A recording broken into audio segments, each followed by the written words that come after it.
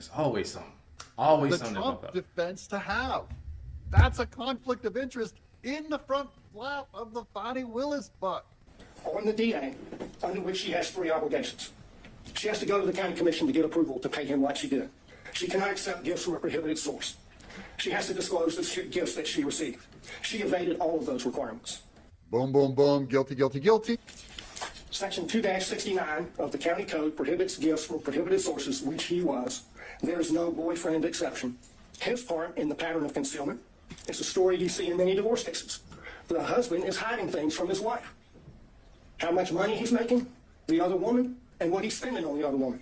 Ooh-wee. And he got on that stand, he lied in his interrogatories, and he got on the stand and he lied about lying in the interrogatories.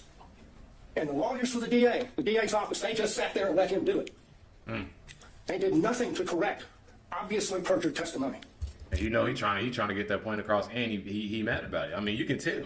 It's because it's the corruption. It's the mess. You know, man, y'all know I be trying to watch what I say on here. I try to watch what I say, y'all. In and of itself, that warrants disqualification of every one of them.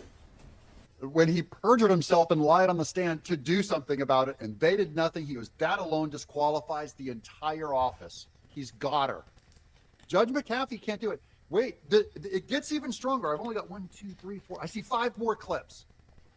It gets even stronger, guys. The reason they lied and covered it up was to avoid the trouble they're in right now.